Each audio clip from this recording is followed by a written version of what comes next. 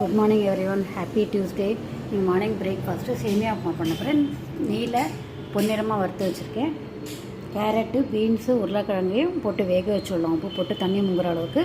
அப்புறம் இதை வேக வச்சதை எடுத்துகிட்டு தக்காளி, வெங்காயம், பச்சை மிளகாய், கருவேப்பிலெல்லாம் போட்டுட்டு வதக்கிட்டு வேக வச்ச காயை போட்டு சேமியா போட்டு வேணுங்கிற தண்ணியை விட்டு சேமியா போட்டு நெய் எண்ணெய் தேவையானதை விடலாம். அளவுக்கு தண்ணி விட்டுட்டு நம்ம இப்படி மூடி வச்சுடலாம். வெந்துன்னு இருக்கட்டும். பட்டாணி சீசன் இருந்தால் பட்டாணியும் போடலாம். இப்போ சீசனில் அதனால போடலை. தக்காளி, வெங்காயம், இஞ்சி, பச்சை மிளகாய் கட் பண்ணி வச்சாச்சு.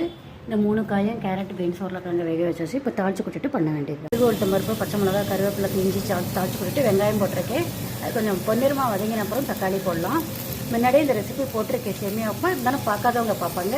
யங்ஸ்டர்ஸ்க்கோசரம் புதுசாக ஸ்டார்ட் பண்ணுறவங்களுக்கோசரம் போட்டு காலையும் போட்டு அதுவும் வதங்கின்னு இருக்கு. இப்போ வேக வச்ச காயை போட்டுட்டு தண்ணி விட்டு உப்பு போட்டுட்டு சேமியா போடலாம். தண்ணி விட்டு உப்பு போட்டு கொஞ்சம் டேஸ்ட்டுக்கு நெய்யும் சர்க்கரை போட்டு கொதிச்ச உடனே சேமியா போட்டோன்னா சேமியா உப்புமா ரெடி.